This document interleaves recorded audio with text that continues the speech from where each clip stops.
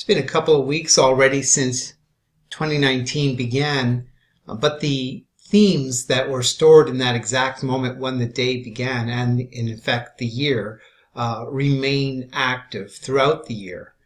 There's two ways of looking at it. Basically, you can look at the wave principle of when over time the planets keep moving, making aspects to one another. This represents a generic cycle process where we have, for all people all over the world, the planets are making particular alignments, and that we can refer to as the generic transits. How they apply to each of us is more personal. We each have our own very individual personal relationship with existence, and that's very much linked to time and the themes of destiny. So the exact stroke of midnight is the other perspective. It's like the first breath or the official signature of a legal document, both of which mark the birth moment. And so the birth moment of year, of course, occurs right at 12 midnight. And in this particular case, we're going to use the exact location of the international date line, which is the place where the day officially begins somewhere. Of course, there's 24-hour time zones, and so we have 24 different locations where midnight occurs 1 hour later, or comes full circle in 24 hours. So we have to keep in mind that factor, and so it's not an absolute or perfect system here for that reasons, but just the very fact that someone somewhere at the exact stroke of midnight, where the day began officially for the planet, is the best place to cast a chart for. And so you'll see here at the northern latitude and the 0 latitude and 0 longitude factors, that X point where the equator and the international date line meet. Now, looking at this chart, what I noticed was that this particular theme that will be stamped for the year hosts some very important, things to look at, and it does have a rather serious and dramatic tone to it, this entire chart. As a matter of fact, I used this image to depict it, the Lord of the Rings, where there's this rather dire reality unfolding where the heroes have to confront the evil of control and power. And fortunately, as the movie goes, the heroes prevail in the end, but not without trial and tribulation and loss and, suffering, etc. Now that's life. So there's nothing new about that, and there's nothing particular about any given year regarding the dramas of life. And again, that's where we have to draw a distinction between the generic perspective and the personal. Some people look to the generic and make sensational claims about what's going to happen and why and how it all works. But really, it doesn't really work that way. You see, the general overview of planets, where they are in the sky, must pertain to a natal chart, a radix. It's called R-A-D-I-X, a radix chart. That's the base chart. So every person, every country, every province, state, city, every company, every individual in the eyes of the law has its own natal chart. Now, when we look at the year, it's sort of somewhere in between the two, because we're looking at generically the moment when the year began for us all, or the day, but in this case we're focused on the year theme for, in particular, 2019. And so we look exactly at that stroke of midnight, and again, I'm using the international date line.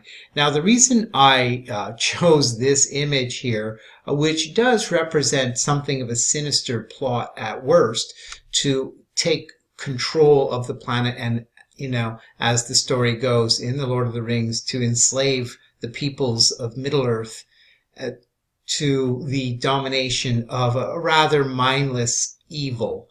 And so we have to come to a deeper consideration. Looking at this year, because the first thing to look at in the chart is usually the sun itself, which is this symbol here, but you can also look at where there's a few planets gathered. That always grabs attention. And that's not only happening here, it's also happening here. So here's how that metaphor for the Lord of the Rings basically goes. These three planets, Sun, Saturn, and Pluto, in Capricorn conjunct the South Node, could be referred to or understood in this case as Sauron, the Dark Lord, the evil that wants to take control and enslave the people. The South Node factor here is particularly important to consider because it, especially when there's a planet closely aligned, it represents the hold of the past. It does not want to let go of control. It wants to resurrect its authority. What once before, it wants to repeat and continue. And that is its own type of evil. Tradition is good, but the attachment to the past or attachment to the old status quo of how things once were is a natural impulse, a natural instinctual determination, but it's also what produces the evil, ironically, as the story goes. Once one or a group of people or, a network of people and so on gain power, the natural assumption is that we deserve this power, we earned this power, this is our power, and we will not let it go. So it protects and defends the tradition, the old, the way things have been. But the Aquarian impulse is that which revolutionizes it. So that authority, that traditional power is linked to Capricorn, and those are three planets plus the South Node in Capricorn. That's what Capricorn is very much about, the old guard, the established order. Now, it's interesting and worth mentioning that Uranus here in this is down here in Aries at the 28th degree, not the planet of highest degree. In astrology, there's 30 degrees in each sign, so you'll never see one more than 29, but we do in fact have one, and it's Mars. That's very important, a very significant factor. So this grouping of planet right here, in a sense, represents the mystical order, the principle of magic in the movie, Gandalf and the elves, and this deep mystical power, and that they themselves are against this force, and they want to confront this old guard. It, in a way, has familiarity with it. So there you go, a sense of the mystical order and the mystical power that's rising to offset or confront that old power guard that wants to resurrect its power.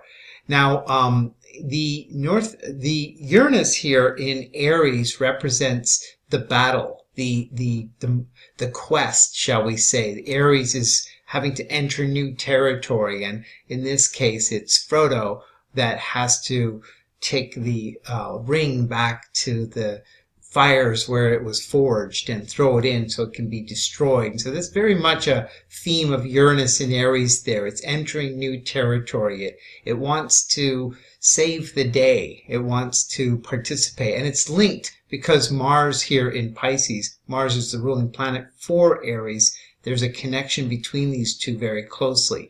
So again, Gandalf and the elves and all the magical principles that go on in the movie, and here this represents the quest to bring it back.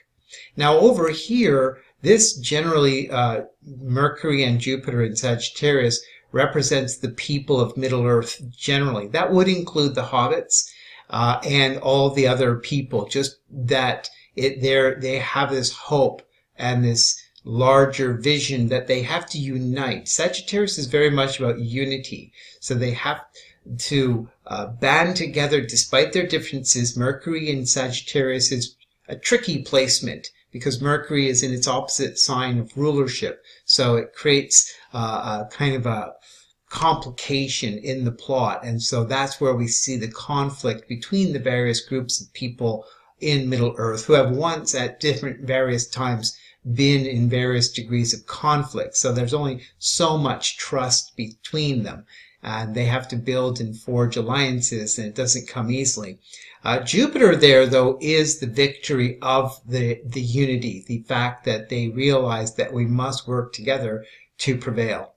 Now, it's the darker side of the whole story is illustrated with the moon in Scorpio and Venus. So right at the stroke of midnight here, we have the moon in Scorpio and Venus. So those themes are complicated because the moon and Venus in Scorpio are not easily placed, and they represent a darker theme and one of control and power. But in the overall sense, that could just be understood as the overall atmosphere, the tone, the fact that the thing, sacrifices must be made. Old patterns must be broken. New alliances must be forged. There's a sense of danger. There's the realization that getting through this ordeal unscathed is highly unlikely. So bravery and courage must be, summoned, and people must, rise to the occasion. But death is a certainty. Some will not make it. There's going to be a definite count of casualty in this whole story. But so it represents both the overall gloom of the theme, but also in a more factual sense. Now, it just so happens that the North Node in Cancer is quite significant here because it's the sign that rules, or is ruled by the moon, The moon, planets rule signs in astrology. So there's the moon ruling the North Node in Cancer, which is where that's very much a symbol of the people, the helpless, the defenseless, the children, the women, the elderly. The heroes have to rise to the occasion to protect those who aren't strong enough for various reasons to protect themselves, or are assigned to different tasks, etc., as is traditionally the case. So basically, it's a very quick illustration of a deeper theme that's underway for us all in 2019. These again are generic perspectives. There's many more layers.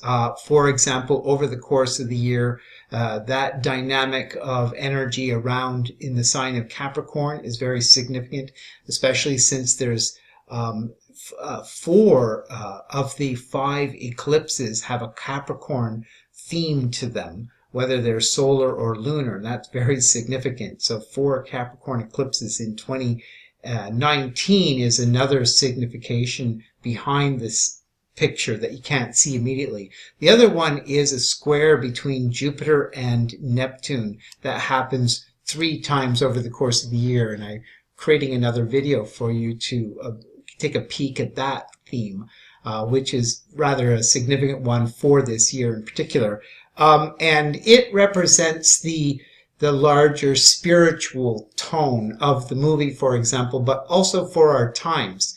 There's a revolutionary spiritual tone. It represents the fact that increasingly on the planet, what we're experiencing is the centralization of power, which invariably is subject to hidden powers that are in, ironically, private interest investments are there. This is what we basically can describe as corruptions.